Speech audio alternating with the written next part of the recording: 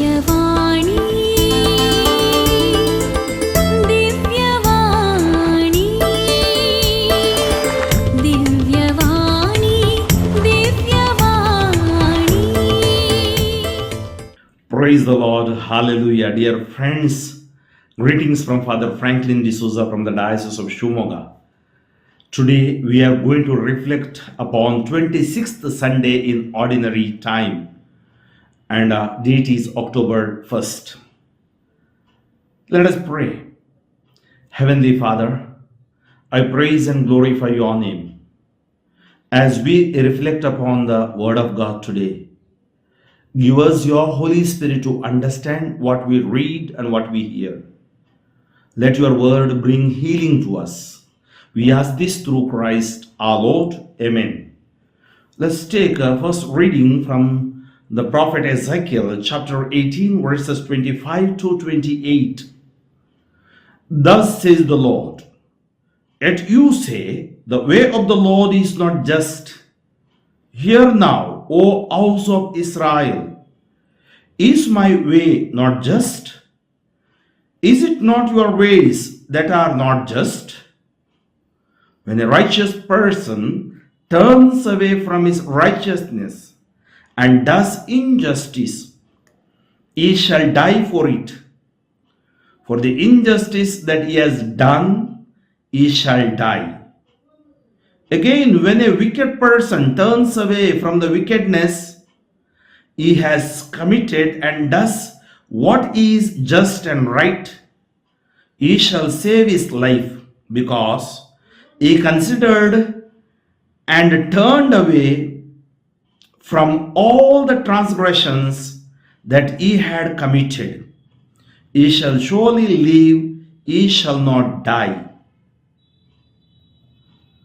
Psalm 25. Remember your compassion, O Lord. O Lord, make me know your ways. Teach me your paths. Guide me in your truth and teach me. For you are the God of my salvation. I have hoped in you all day long. Remember your compassion, O Lord. Remember your compassion, O Lord, and your merciful love, for they are from of old. Do not remember the sins of my youth, nor my transgressions.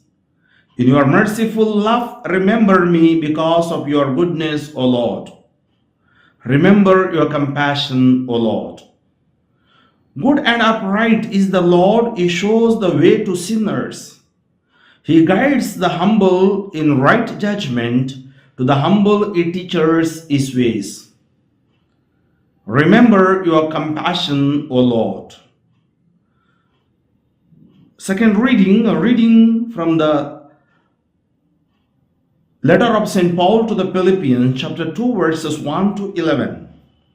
Brethren, if there is any encouragement in Christ, any comfort from love, any participation in the Spirit, any affection and sympathy, complete my joy by being of the same mind, having the same love, being in full accord and of one mind.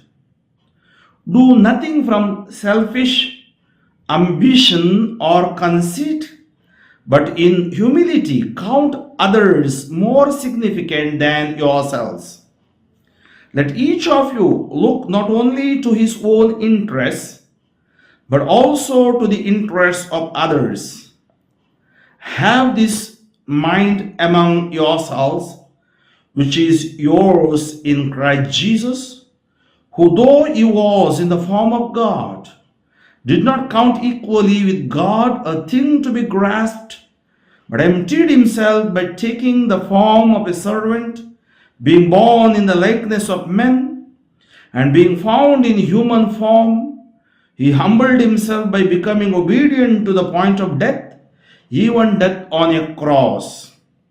Therefore, God has highly exalted him and bestowed on him the name that is above every name, so that at the name of Jesus every knee should bow in heaven and on earth and under the earth, and every tongue confess that Jesus Christ is Lord, to the glory of God the Father.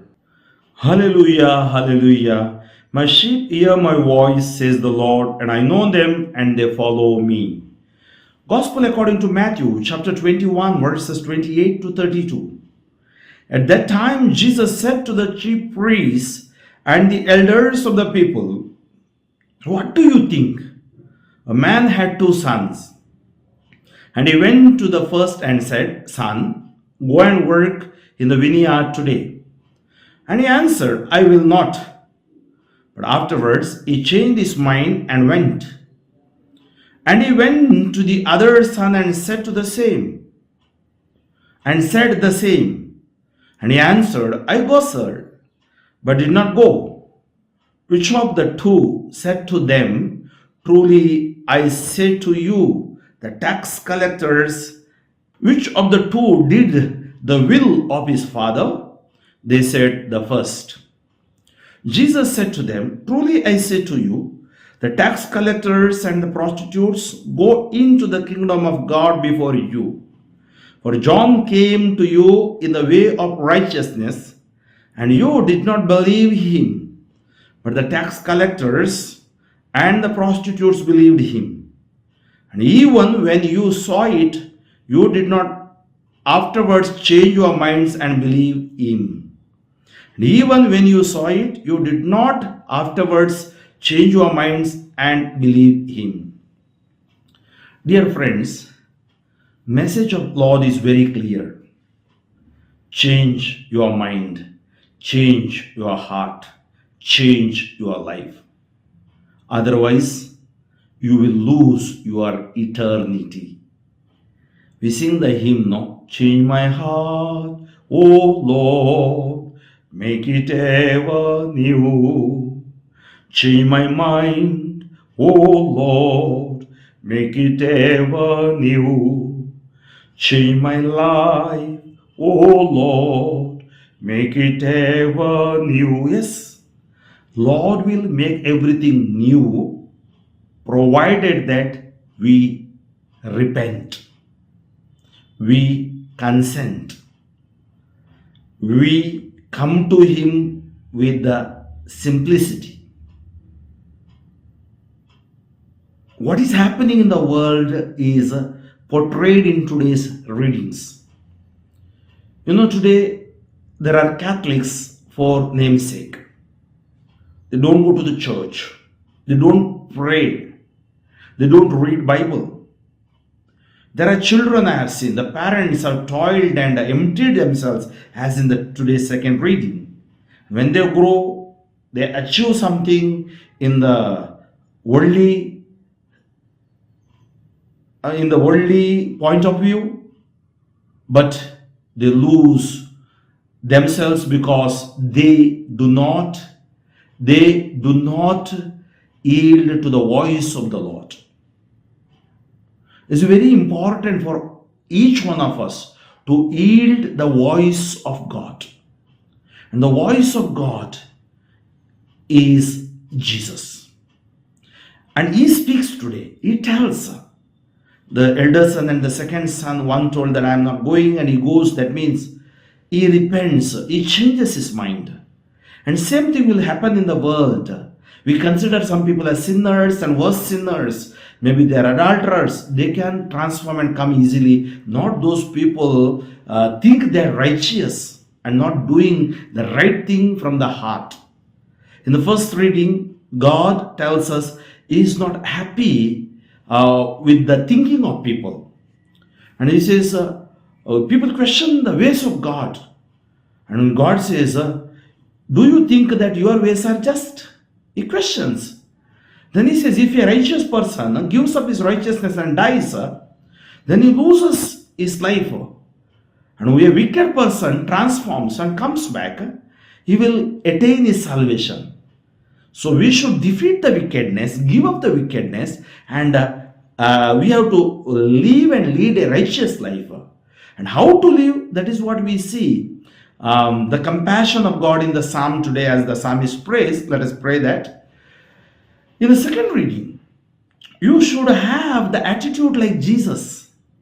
He emptied himself and God exalted him. We have to empty ourselves. That's why we have to encourage one another and we have to live a simple life. And we have to live as a community, give up the selfishness, show up things. And we have to please God and we have to live in the grace of God.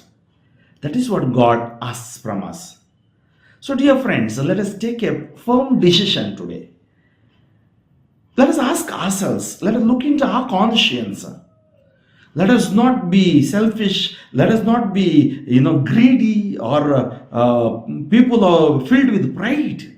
Let us humble, let us lead and live a life of simplicity, sincerity, and that leads us to a real spirituality. It's not the religiosity is important, it's the spirituality is important, where Jesus becomes the center of our mission, of our faith, of our prayer life, and we lead and live a life according to His ways, and we follow what He has taught us through the church and in the scripture. May God bless you all. Heavenly Father, I praise and glorify Thy name. I thank You for blessing us. Thank You for giving us this word of God today. Let this word of God cleanse us, heal us, deliver us. All those who are in need of Your healing touch, Lord, heal them. In the name of Jesus, I release that healing upon You. May God Almighty God bless you, the Father and the Son and the Holy Spirit. Amen. Father Franklin D'Souza, Diocese of Shimoga, pray for me, friends, and forward this message as many as possible. Amen. Divyavani.